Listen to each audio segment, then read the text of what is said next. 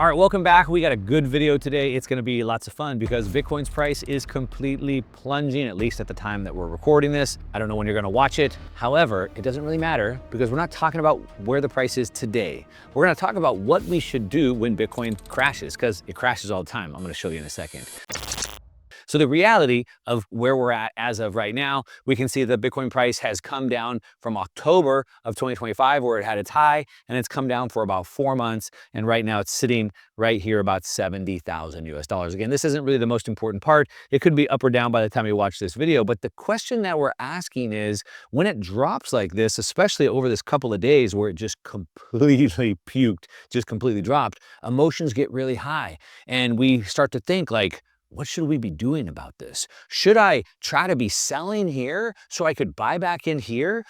Should I buy in now? Or is it gonna keep dropping down even further? What should I do? And that's what we're gonna answer in this video. Okay, so the first thing we have to understand is that it's kind of normal. I recently just made a video talking about Bitcoin's volatility and showing you how we use it, how we want to understand it. We'll link to that down below. It might be very helpful to watch after this video is over. Okay, now the reason why we want to understand what's going on is because this is kind of normal. Bitcoin is extremely volatile. That means it moves up and down a lot. As a matter of fact, we have a chart just going back a couple of years. This is going back to 2018 right here. So we can see from 2017, we had this big drop from about 20,000 all the way down to about 3,500 or so, an 85% drop. We can see the 72% drop, 54% drop, 77% drop. This was in November 2021. That was the last high down to the bear market 2022. But here we have a lot of small ones. So right here, we had two different drops of 22 to 25% as it's going. So it made its low and it's been climbing up here and here. Oh, just two casual 25% drops. And then we go up here and then we have 2020, 24, 2025. We have two 35% drops. And then it just keeps going and made a new all-time high. And now it's down 50%. So you can see it's kind of normal. It's kind of par for the course. But again, in hindsight, it becomes very clear. And so then someone looks at this chart and goes, well, wait a minute, it goes up and down so much. Why don't I just start to sell it here and buy it back here and sell it there and buy it back there? Well, let's take a look at that. What we want to understand is there's three ways that you might want to decide how you move forward with this. I'm going to break each three of these down. I'm going to let you know which one I align with and which one statistically is proven to do better. Three different camps. Now, the three camps are how you react when it inevitably crashes again, because it's going to keep crashing. So number one, do I want to try to sell the top, hopefully somewhere around the top, and then buy back in, hopefully somewhere at the bottom? I'm actively trading. I'm sitting there watching the charts all day long. I'm trying to time the market. Or am I the person who just wants to continue to buy? I don't sell, but I continue to buy. However, what I do is I throttle my buys. So I buy heavier when it's cheap, I buy less when it's expensive, and things like that. That's somewhere I've found myself. I've talked about that quite often. We'll come back to that.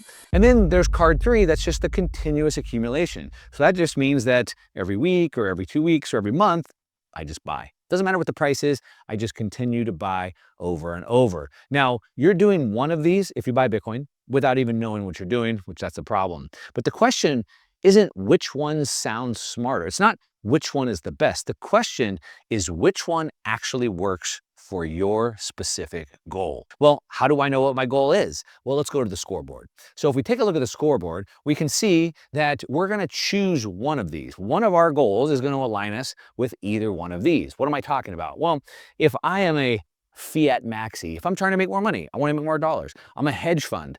One of my really good friends owns a very successful hedge fund and he crushes it. And he's a trader. He loves trading in and out of assets.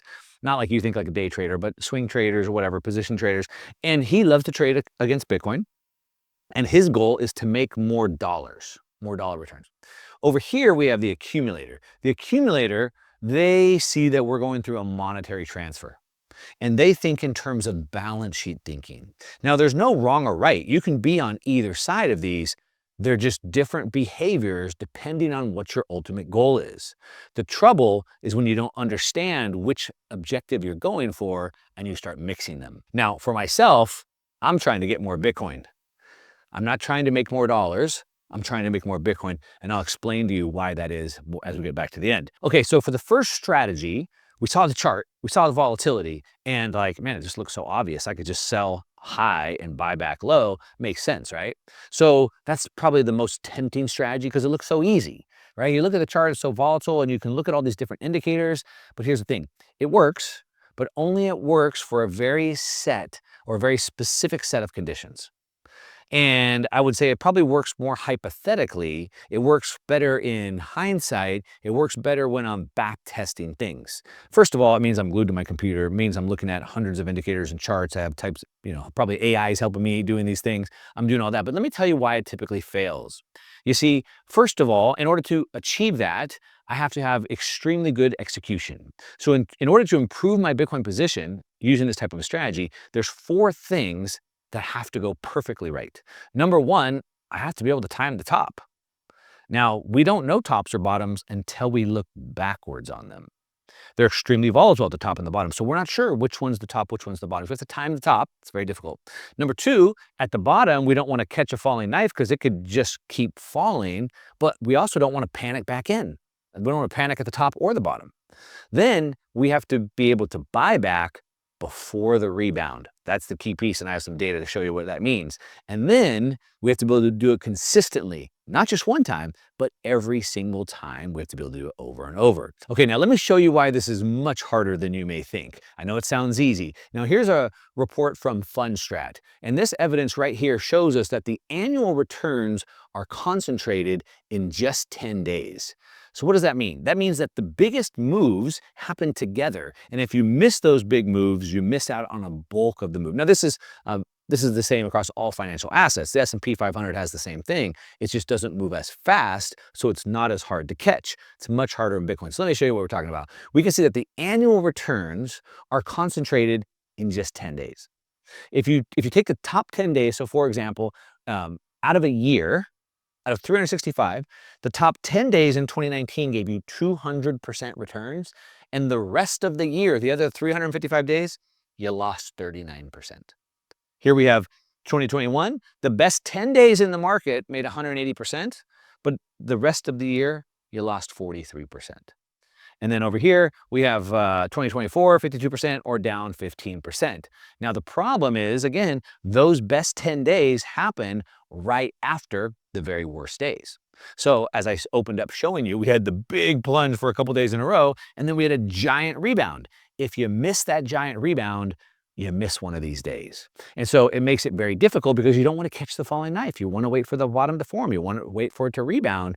And so what that means is that you're going to lose 26% of your Bitcoin trying to accumulate it this way. Okay, let me show you another reason why you'll probably fail on the execution. This is the quantifying missed best days penalty. So what this means is that my returns degrade or they fall apart if I miss the best days. We're looking at it from another way. So here we are looking at over the last 10 years. If I miss the top 5 days, I lost 23% of my return. And even worse, I lost 19% of my Bitcoin stack. What does that mean? So when I'm trading, if I'm just trading trying to get more dollars, I can buy Bitcoin at 20 and sell it at 40.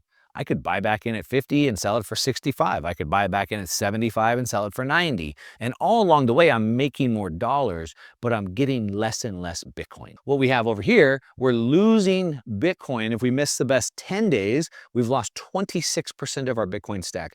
If we miss the best 20 days, we lose 34% of our Bitcoin stack. So that's the problem. When we're out of the market, time in the market. When we're out of the market, we miss those days, we miss the returns, and we don't just miss the US dollar returns, even though we might be able to get the US dollar returns, we lose the Bitcoin returns, which for me, depends on what your scoreboard is. Now, let me give you some other reasons why it's very, very difficult to do this. We have something called drag. So for example, every time I trade, I have fees. So I gotta pay the fees when I move in. I gotta pay the fees when I move out. We have slippage. So as I'm trading, the position size is moving down. I have bid-ask spreads. And so I have to give up a little bit on each side, and those start to widen a lot when markets are moving really, really fast. I might get partially filled on my orders. I may miss my re-entries. And each one of those seems very small in isolation, but they compound against you in Bitcoin terms, okay? On top of that, taxes. Taxes are one of the greatest ways we lose wealth. So selling Bitcoin creates a taxable event. That means that when I sell out the 60 to buy back in at 75 or buy back in at 40, whatever, when I sell out, I lose a chunk of that capital and I have to send to the government. So now I have less available capital to get back into the market. So even if I time the trade just perfectly, I've still lost capital. I've still bought back in with less after-tax dollars.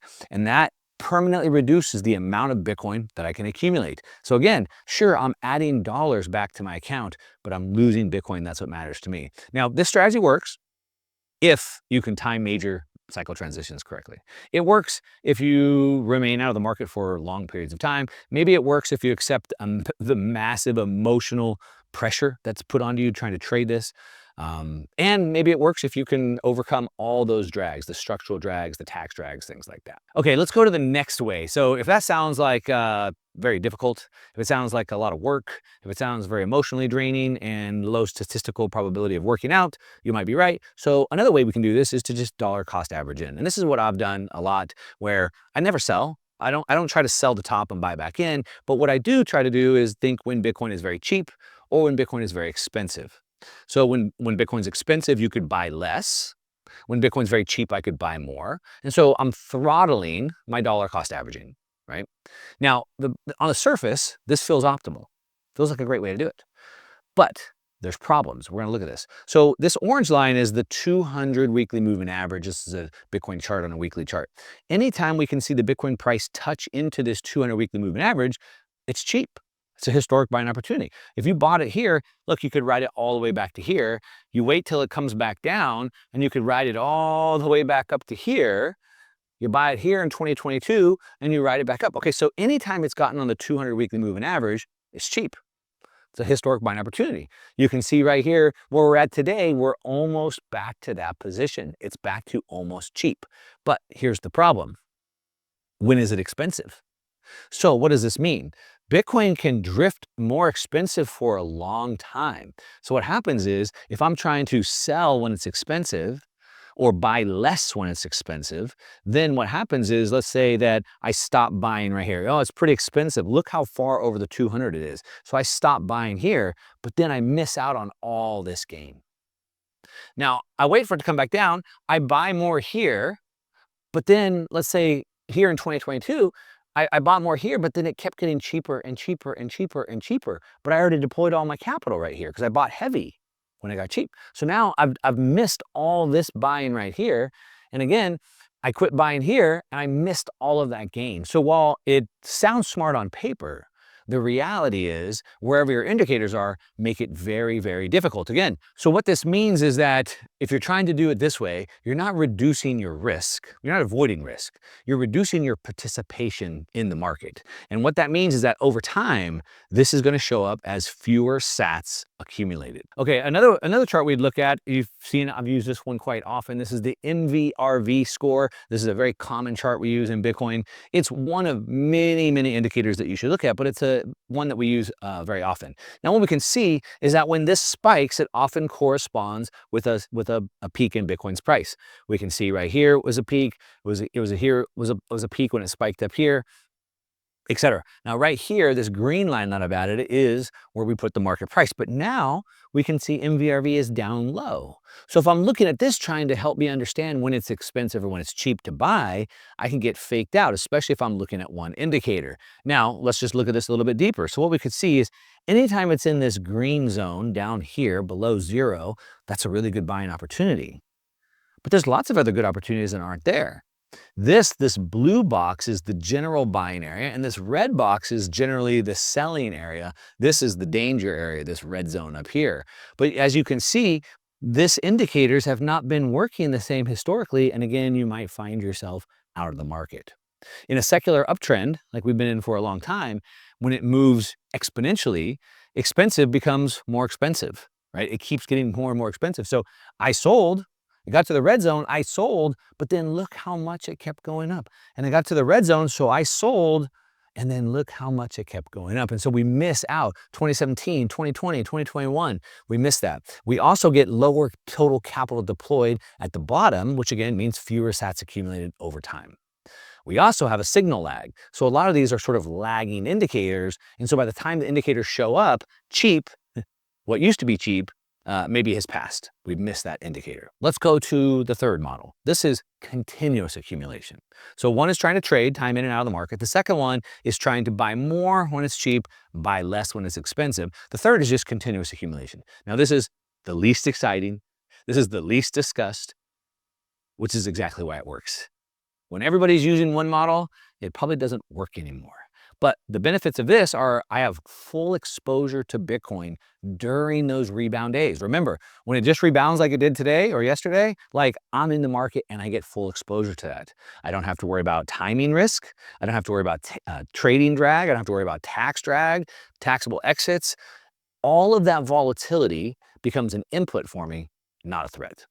Now, this idea has worked. As you can see, here's a chart of Tesla. It has made Elon Musk the richest man in the world. And Elon Musk didn't become the richest man in the world because he trades Tesla stock.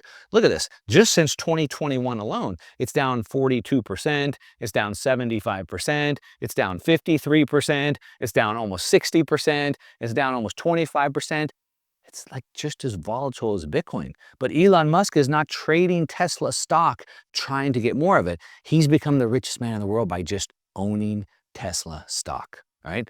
Just as volatile, but he didn't trade it. He became wealthy by owning it. It's an owner's mentality. Same thing with Amazon. Look at this. Jeff Bezos, one of the richest men in the world. Here's going back to when it first came out in the 2000 bubble. It crashed hard, obviously. He didn't try to trade that. And look at how much it's dropped. 60%, 70%, 33%, 33%, 30%, 30%. Like, look how much it's dropped over and over and over. And Jeff Bezos became, again, one of the richest men in the world, not because he traded Amazon stock, but because he's owned it.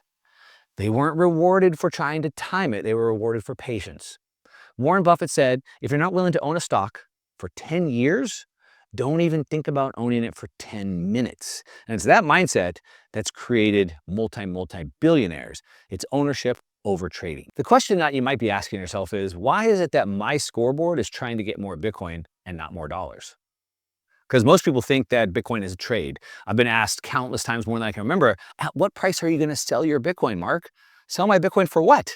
For more dollars? Well, here's why I don't want to sell my Bitcoin. It's why I want more Bitcoin. I believe that Bitcoin is a monetary asset.